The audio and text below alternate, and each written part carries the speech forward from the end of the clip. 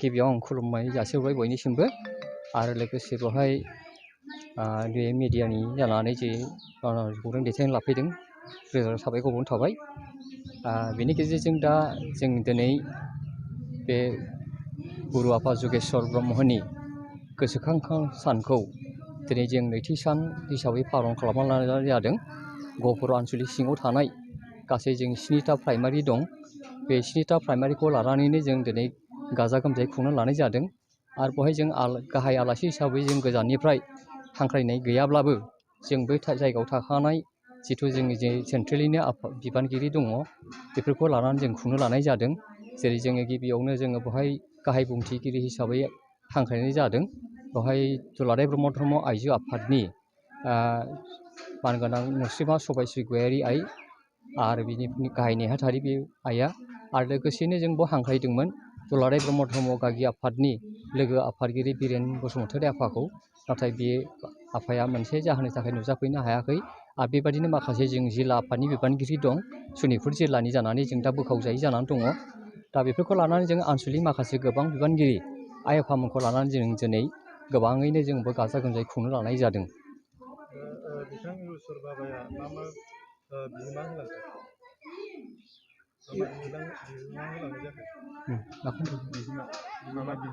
बाबाया मा बिहोमा होलांदो? जोङो बेनो बाबाया जिथुनाखि जोङो बुंनांगोन बिनि जोनोमखौ जोङो मिथिनायाव उदालगुरिनि दा जिल्ला जिथु दङ बड'लेण्डआव गोग्लैनाय सानसेसुफोर थेलामारा होननाय दंमोन। बेवहायनो जोनोम जादोंमोन 1952आव। बेनिफ्राय खारबोनानै ओरै लखिमपुराव फैयो। लखिमपुरनिफ्राय बेवहायनो देरनानै जे बाबाया ससि महन आफानि खाथियाव बियो धोरोमनि फारसे बियो दिक्षा लानानै बिदिनो गाहाय सिसु जानानै थायो। दा बिनिफ्रायनो बेयावनो गाहाय सिसु जानानै बे धोरोमनि फारसे गोबां बिहा आकृष्ट जायो। आरो बिनि उनावनो बियो 1985आव बियो रनजिला ब्रह्म आइजों बे जुलि जायो। आरो बिनि उननिफ्रायनो बे बाबाया एकदम धोरोमनि फारसे नांथाबो। आरो बिनिफ्राय बे मोनसे ब्रह्म लैथो होननायखौ बे बिजाब गिबि बे साफायजेननो 1982आव बियो ब्रह्म लैथो बिजाबखौ बियो सेबखांनानै सारा जोंनि बे आसामनि गेजेराव बियो धोरोमखौ प्रसार खालामजेननो लायो।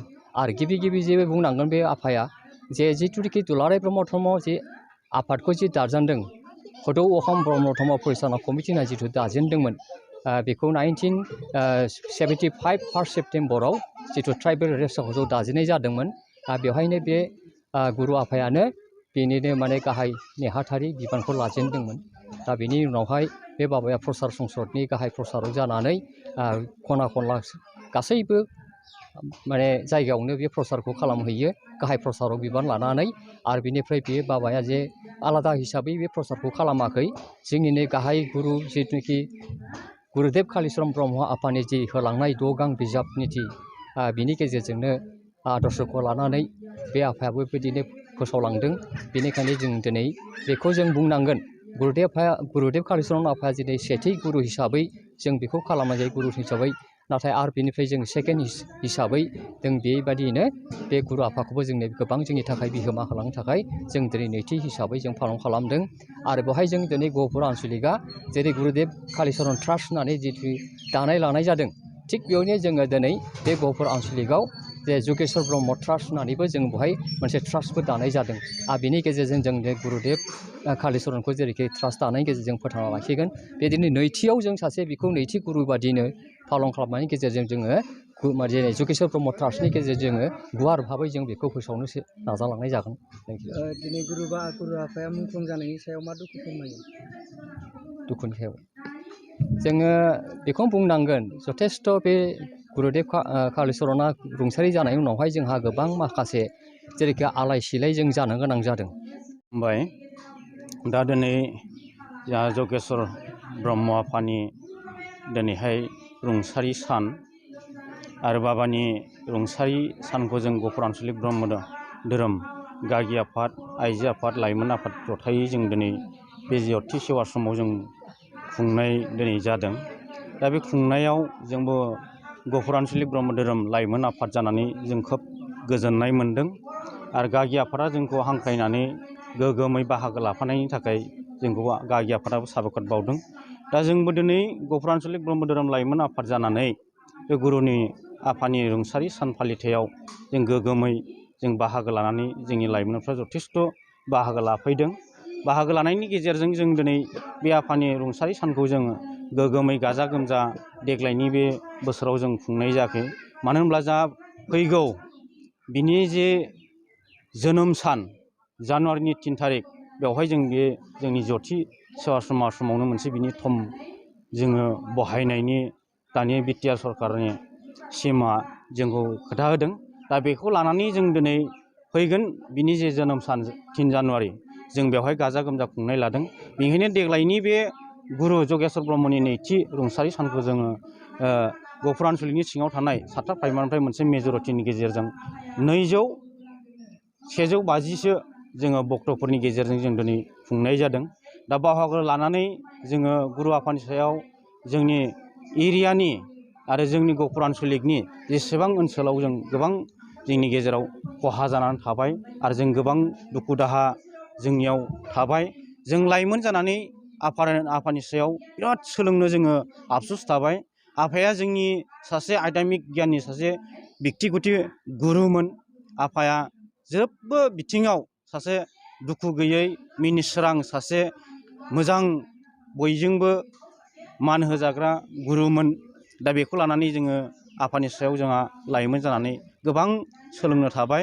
आरो आफायानो दिनै जोंनि गेजेराव 2000 सनाव दुलाराय ब्रह्म धोरोम लाइमोन आफादखौ आफानि बिहोमानि गेजेरजोंनो जोंनि गेजेराव जों बे लाइमोन आफादखौ जों मोननो हादोंमोन।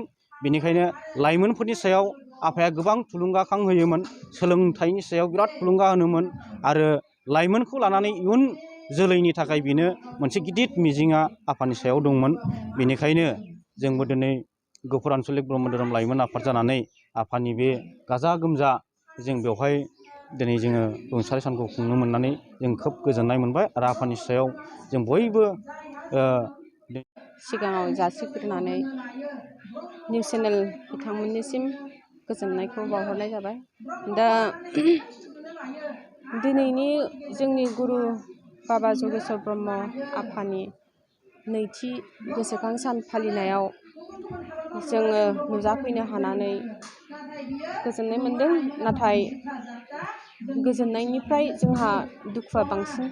मानो होनोबा जोङो गुरु बाबा थानाय समाव, जोंनि गुरु बाबा जगेश्वर थानाय समाव जोंहा गोबां साहस आरो गोबां बोलो बायदि मोनोमोन। नाथाय दिनै बे बाबा रुंसारि जालांनायनिफ्राय जोङो गावखौनो गाव मावरिया गथ' बायदि मोननानै लायो।